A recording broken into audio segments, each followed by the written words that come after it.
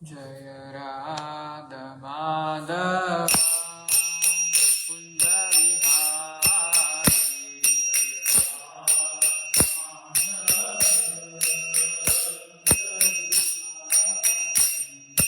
Radha Madhava Kunda Vihari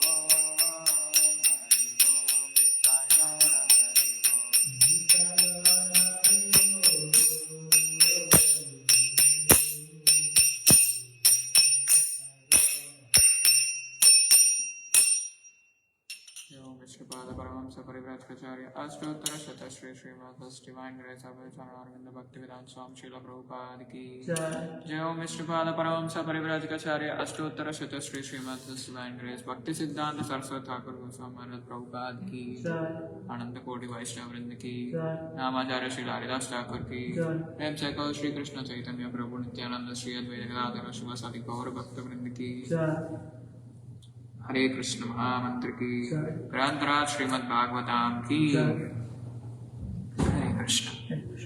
Hare Krishna, welcome to Devsadan Mandir Shrimadbhagavatam morning class. So today we are reading from Canto 1, Chapter 12, The Birth of Emperor Parikshit, Text 4. Let us start with invocation prayers. Om Namo Bhagavate Vasudevaya.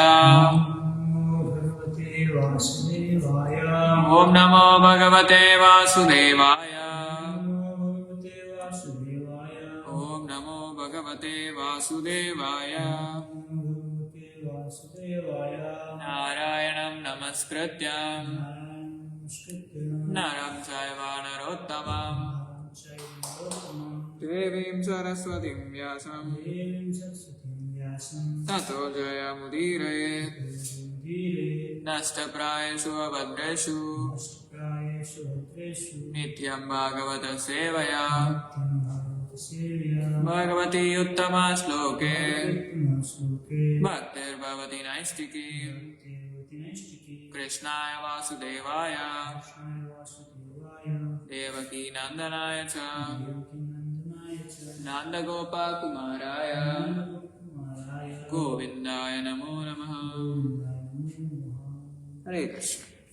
Welcome to Devsadan Mandir ISKCON Detroit Shrimadbhagavatam morning class. So today we are reading from Shrimadbhagavatam, Canto 1, Chapter 12, Birth of Emperor Parikshit, Text 4. Sutta Uvacha Apipalad Dharmarajaha Apipalad Dharmarajaha Apipalad Dharmarajaha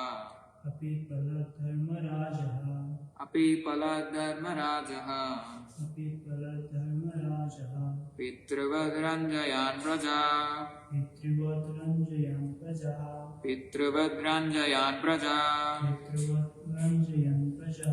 Pitruvadranjayan Praja Nispruha Sarvakamebhya Nispruha Sarvakamebhya Krishna Padanusevaya Krishna Padanusevaya Krishna Padanusevaya. Anyone would like to repeat? Sutta Vacha Apipala Dharmarajaha Pitravadranjayan Praja Nispruha Sarvakamebhya Krishna Padanu Sevaya. Let us go word by word. Sutta Vacha. Sri Sutta Goswami said, Apipalat administered prosperity, Dharmarajaha King Yudhishthira Pitravat exactly like his father, Ranjayan pleasing, Praja all those who took birth.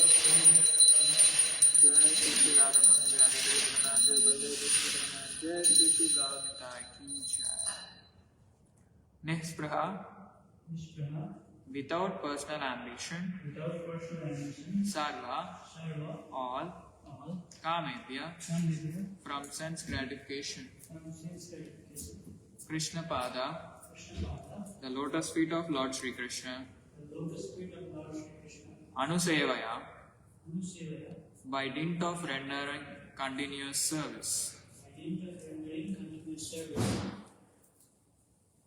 Suta uvacha api paladharmarajaha pitravad praja nispriha sarva kamebhya Krishna padanusevaya. Translation and purport by His Divine Grace Abhay Charanaravinda Bhaktivedanta Swami Srila Prabhupada Ki Jai. Translation. Sri Suta Goswami said, Emperor Yudhishthira administered generously to everyone during his reign. He was exactly like his father. He had no personal ambition and was freed from all sorts of sense gratification because of his continuous service onto the lotus feet of Lord Sri Krishna. Please repeat.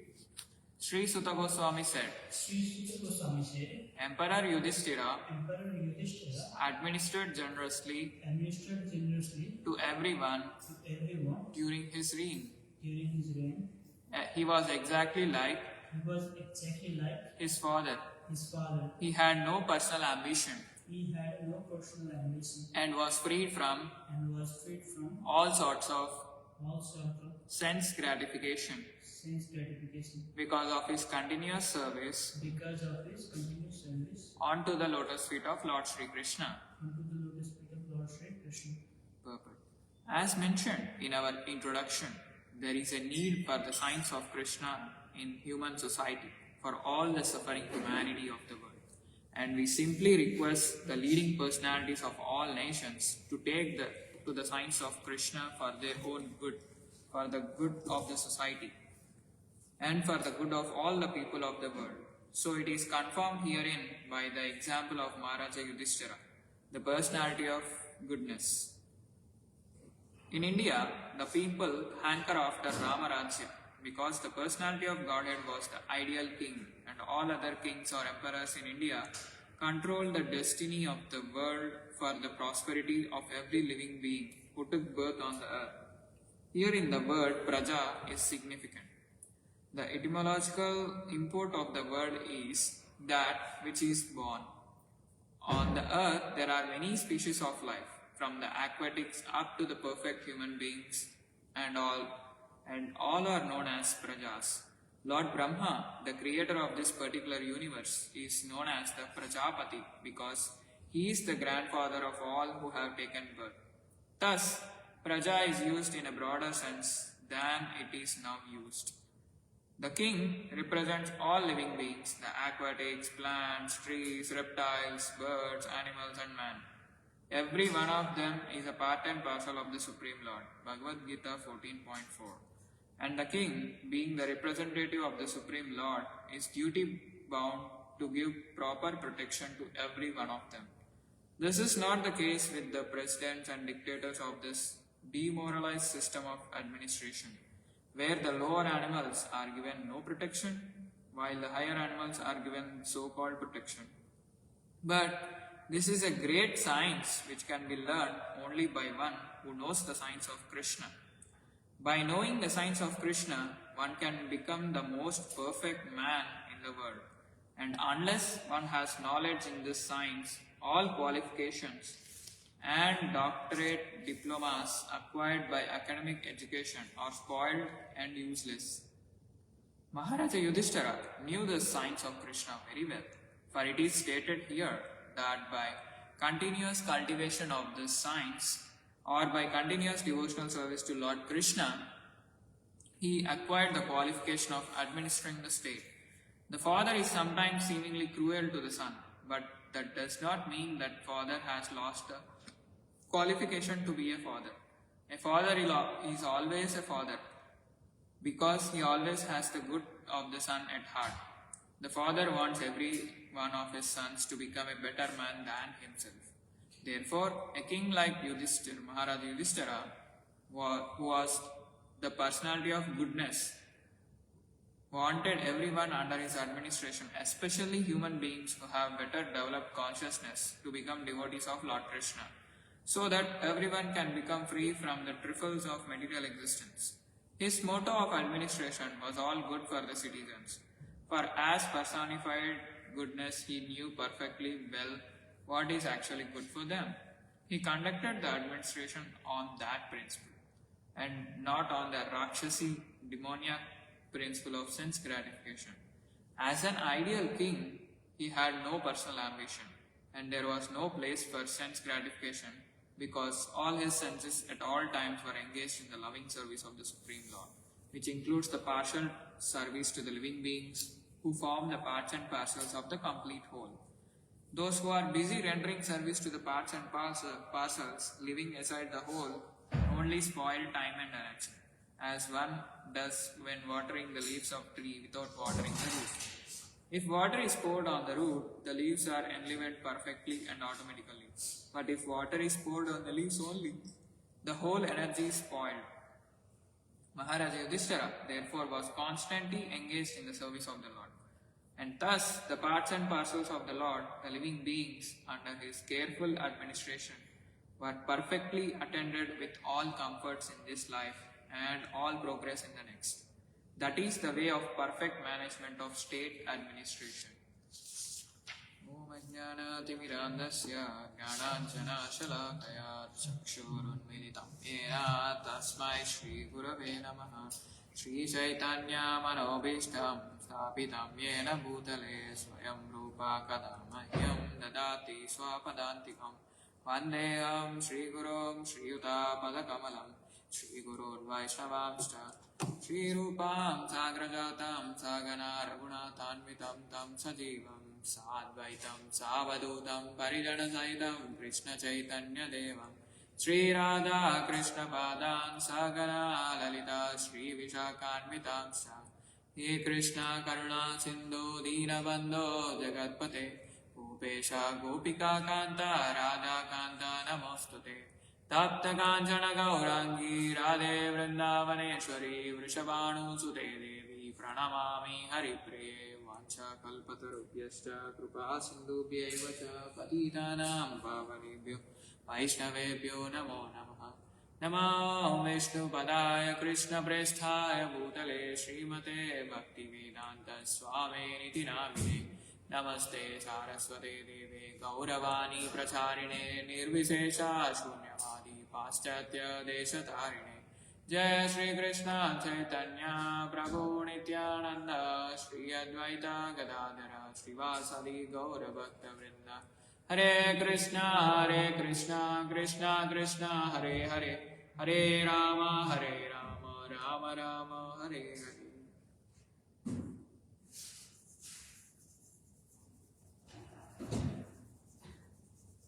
Hare Krishna. So, welcome to Devasalam Mandir ISKCON Detroit Shrimadbhagavatam. So, today we have seen, we are gonna see how King Yudhishthira Maharaj have administered generously to everyone during his reign. And he was exactly like his father Pandu. He had no personal ambition and was freed from all sorts of sense gratification because of his continuous service onto the lotus feet of Lord Sri Krishna. And yesterday we have seen how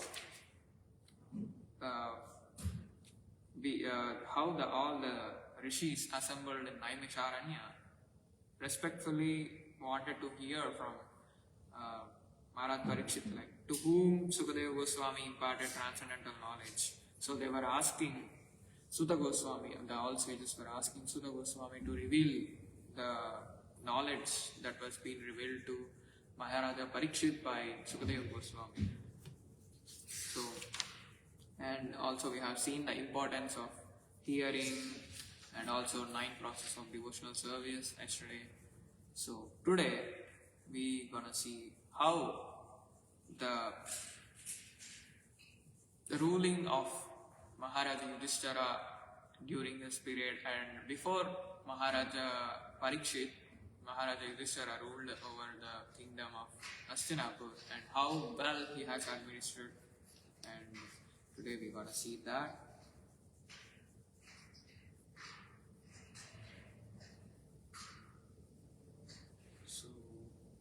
So this chapter, as we just recently started, describes the glories of Maharaja Parikshit and the legacy of Pandavas. Before Maharaja Parikshit, the gold standard of governance was set by Maharaja Yudhishthira.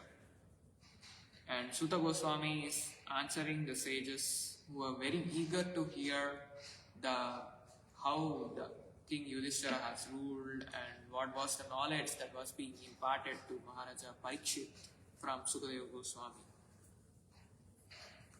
And they were very eager to hear like what kind of rulers are produced in God-centered dynasty. And the importance of this verse is like we live in an age of leadership crisis, exploitation in the name of governance, and protection only for useful beings like the so-called tier of politicians or something. They are being well protected, but not the ordinary citizens or animals or other living beings also. So Srila Prabhupada uses this verse to critique modern leadership and also to reintroduce Krishna conscious administration. So today we're gonna see what is the real leadership and who should be protected by a ruler and what is the qualification to govern. So devotional service to Krishna is the foundation of perfect leadership, and universal welfare is the central theme of focus in today's text. So first comes first is the Maharaja Yudhishthira, the father-like king. So today we have seen in the purport as Dharma Raja, king of righteousness. Yudhishthira Maharaj is not merely a political ruler that we see in current scenarios, but he was a personification of goodness. Like he is Dharma personified. He is the son of Yamaraj. He is the potency of Yamadharmaraj. So he has that quality of goodness or dharma in him, and he was guided by Shastras, Brahmanas, and most importantly Krishna. So his administration was dharma centered and not very democratic or vote centered.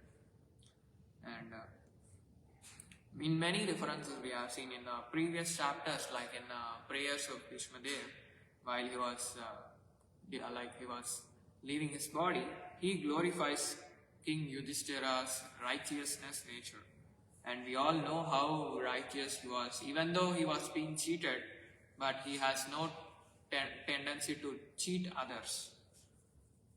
And we all see in the Bhagavad Gita chapter 4 text 2 as knowledge transmitted through saintly kings like Evam Parampara Praptam.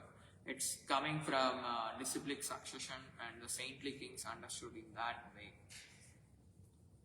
And he took care of his kingdom just like a father, but not like a master. Because a father thinks long term and not seeks any short-term pleasure. Sometimes he may appear to be as strict or very mean, but that is just his another form of expression of his compassion towards his citizens or towards his children. Because Prabhupada explains in his purport, like, even discipline is love when intention is purification. So the intention is the whole and soul important, and if the intention is pure, then even if your actions are merely strict, then it won't bother much to the other person. And we all see how in Ramayana, Lord Rama exiled Sita, yet ruled purely for his citizens, which was spiritual uplift. And in 9th canto of Shrimadbhagavatam, we go through the Ramayana description as well. Like everyone felt fully protected under Lord Sri Ramachandra. So that was like even in today's purport it was mentioned, like people in India hanker after Ramarajya because they know after reading the scriptures that each and every citizen of at that time in the Ramarajya was well protected and was very happy and peaceful. So happiness did not come from free sense gratification or economic manipulation, but it came from order, protection, and spiritual direction. The importance of spiritual direction is because if everyone tries to follow spiritual practices and according to Shastras, then there won't be any conflicts, any fightings, or any misunderstandings between the citizens also. So, the good day-to-day analogy that I can quote here is like a good parent does not allow unlimited screen time or unlimited junk food for his children to feed, because he knows what is good for that child in a long term and what is not good for that child in a long term. So he has quite a good understanding of what he has to provide to his child and what best he can provide to his child. And a bad parent gives freedom without any guidance. So Yudhishthira Maharaj ruled like a wise parent, not like people pleaser. We all see some like many of the rulers like even though they wanted to be strict, but they think like, oh, if I am strict, the people will not be listening to me, and even though they will listen like half-hearted, and they will not care for me, and they will not see my love. So they act according to the whims of people, so that whatever the people desire, he does. And people don't know, people or citizens don't know what is good or what is bad. He has to take upon the charge of, he has to apply his intelligence in deciding what is good for my citizens, what is not good for my citizens, and how well should I properly administer the whole kingdom. So here Yudhishthira Maharaj was like just a wise elderly parent, and he knows what is good for his citizens and what is not good, because he is serving the Supreme Personality of Godhead, Lord Sri Krishna, or Sri Radha-Kunja Bihari Lotus feet.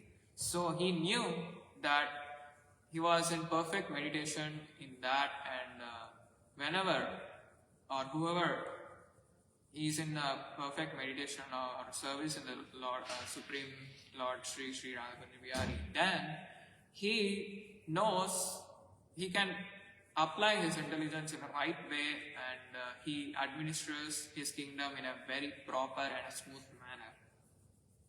So next comes is like Praja, universal responsibility of leadership. So we all know like in general what is the meaning of Praja. We think as, oh, Praja means human beings, but etymologically it is mentioned in the purport also, is like that which is born is Praja. So every living entity in this material world, starting from its tiniest ant to the topmost living being, the Lord Brahma, who is the creator, is also Praja, which includes humans, animals, birds, trees, aquatics, reptiles, and so many species. So leadership is not anthropocentric, but it is theocentric, because in the ruling of the King Yudhishthira, he not only took care of his human beings, the citizens who are living human beings, but also he took care of animals, and no animal killing was allowed during that period. But as soon as, even during Maharaj Parikshit period also, when the Kali Yuga was just ready to approach, then the animal killing got started. But still, till then, there was no animal killing and there was no consuming of any animal products. So, that was the significance of the administration of Pandavas and King Yudhishthira Maharaj before the reign was given to Maharaj Parikshit. So here it's mentioned in Bhagavad Gita 14.4 that all species are Krishna's children, because he is the Supreme Father, and he is the seed-giving Father to all the citizens. Sarvayonishu kaunteya murtaya sambhavantiya tesham brahma mahadyonir aham bija pradhapita. So it should be understood that all species of life, O son of Kunti, are made possible by birth in this material nature, and that I am the seed-giving Father. This verse is spoken by Supreme Lord Sri Krishna in Bhagavad Gita, chapter 14, the three modes of material nature, text 4.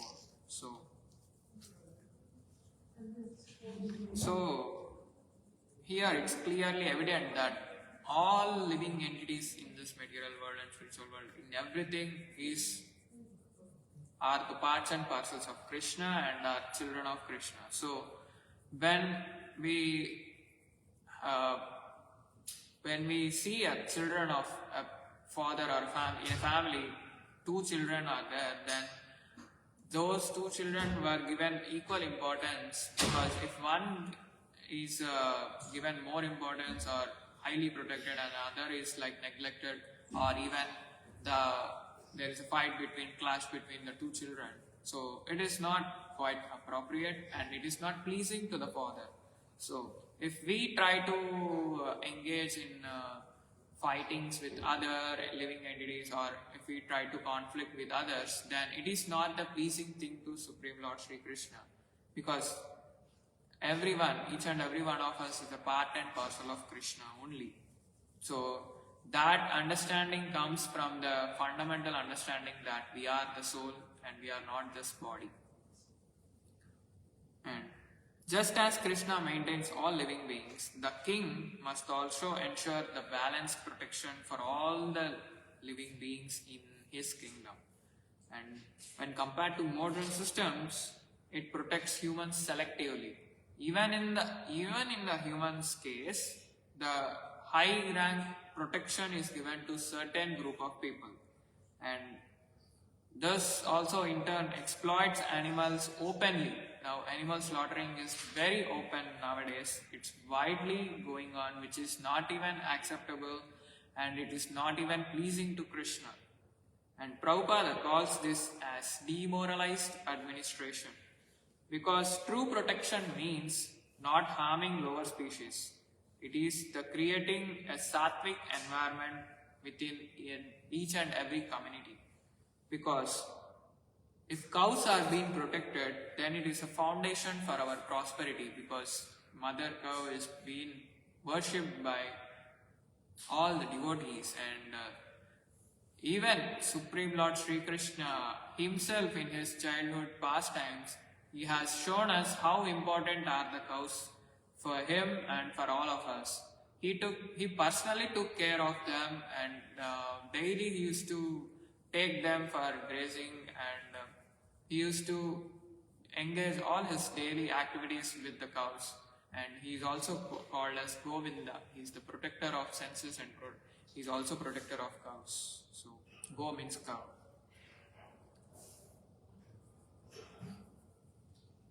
So quite a common analogy that is being quoted here in this purport is like watering the root of a plant and watering the leaves of a tree. So when we understand the roots are the primary source that absorbs the water, so when you water the root of a tree or a plant, then the whole nutrition is being absorbed and the tree grows in a smooth manner, or it observes continuous growth in it. Or whenever you just water the leaves and you think that is enough for the tree, and after quite a few days the leaves slowly the roots get dried up and the whole tree gets completely dried up, and then after a few days the life in that tree gets lost. So that here the importance is like welfare without God consciousness is incomplete. So watering the root is just like worshipping Lord Sri Krishna, and watering only leaves is like just a wasted effort. And last thing is like nispriha. freedom from ambition through Krishna Seva. So, what is the root cause of our corruption? It drags us to leadership collapses when driven by power, prestige and sense gratification. But here, Yudhishthira Maharaj was Nispriha. He is desireless. He has no ambition. Because he is continuously rendering his service onto the lotus feet of Shri Radha Kunja Vihari or Shri Krishna.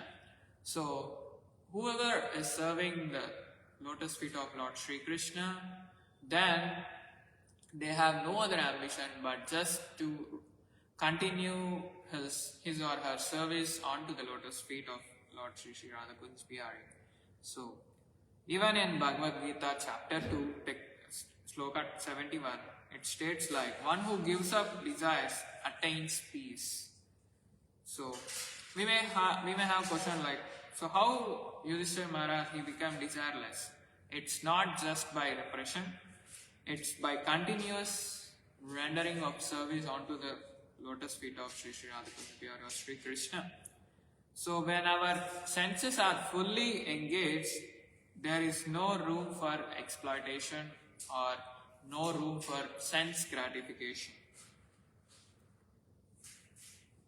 Because it is mentioned even in Bhagavad Gita in chapter 7, text 19 as Vasudeva Sarvamiti. So everything belongs to Supreme Lord Shri Krishna and we are just a caretaker of our body, and also whatever all the given to us is just for time being are given awarded to us, and we came to this material world with nothing and we leave this material world with nothing. We don't take anything or we cannot bring anything to this material world. And all in Shrimadbhagavatam in the upcoming canto, second canto, we will see like all duties culminate in devotion. So whoever is actively participating or engaging in devotional service continuously, even though he performs material duties or material action, like material things outside the world, but still inside his heart, he has the pure intention or pure love towards Krishna, then nothing is material in his life. Everything becomes spiritual. And his body itself becomes spiritualized under whoever practices the devotional service of Supreme Lord Shri Krishna. So, one may question like, okay, what is the qualification for leadership? So, Prabhupada states strongly that without Krishna consciousness, whatever the academic degrees that you achieve, like PhDs, Masters, and various higher degrees, those are all useless. And power becomes dangerous because without you being properly situated and your consciousness is properly focused on Krishna, then you will try to engage your mind and senses in sense gratificatory things, or you will be in complete maya or illusion, so that you will have this propensity, like all the four defects of conditioned souls, like to be illusion, to be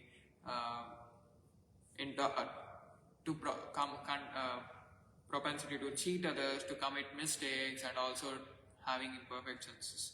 These are all propensities, defects of conditioned souls. But when you try to actively engage your devotional service, and when you are very sincere in your endeavor, and when you take up this process seriously, at the end of the lifetime, you will be attaining the spiritual abode. Then your conditioned soul is transformed into a liberated soul, and where Supreme Lord Shri Krishna or Shri Radha Kunja Vihari resides in his eternal abode, Golok Vrindavan, there you will have no other sort of thing but except rendering your service to him.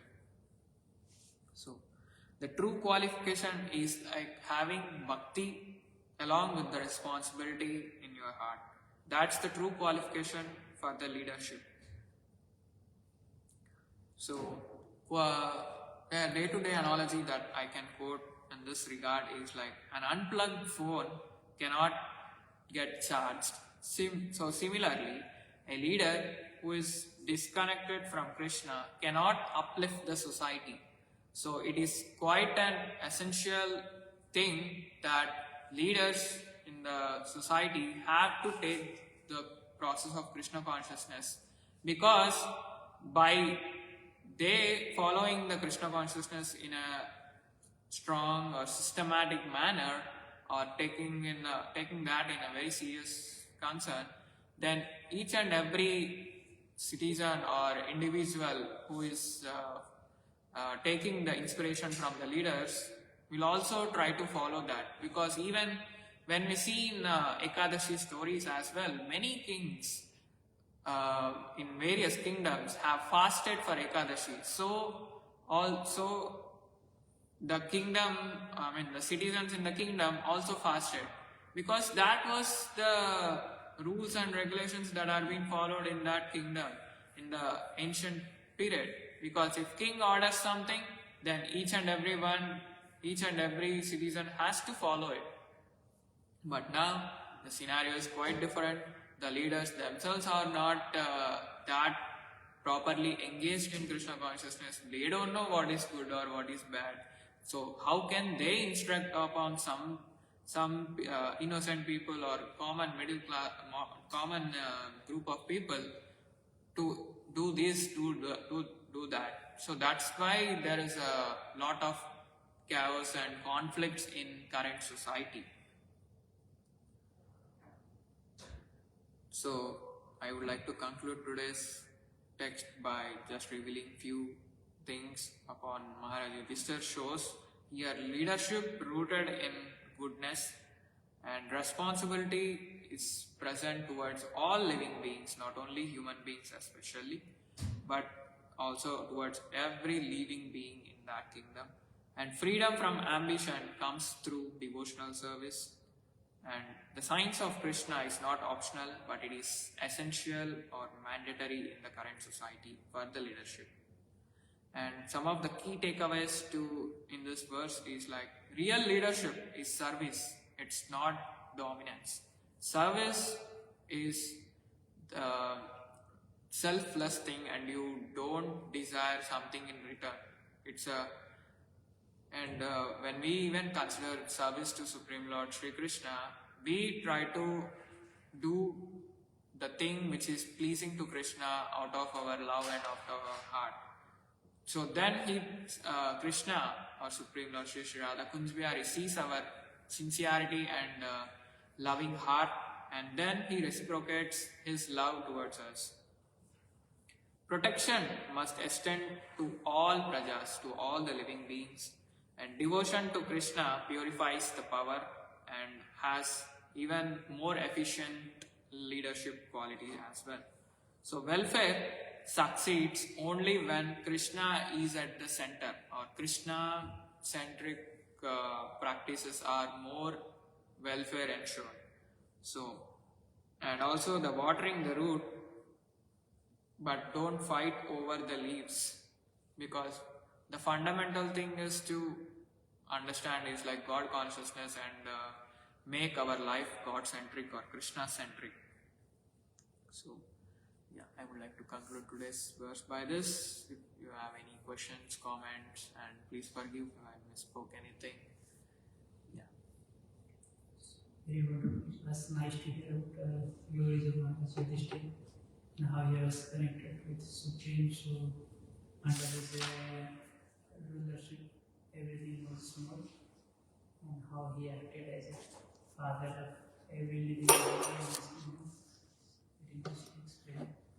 Also, nice analogy watering the fruits and having a connection to the Krishna, which is really essential in this organism. With all ways. Thank you. Yeah, because watering the root signifies like you are doing the process in a very right way, because watering the leaves doesn't even have any effect on that plant, and eventually you will make that plant gets dried up. So watering the root in turn relates to even worshipping Supreme Lord Sri Krishna directly, and not making any endeavors to gratify our senses in various other methods. So, yeah, thank you. Grantaraj Shrimadbhagavatam ki Jai. Srila Prabhupada ki Jai.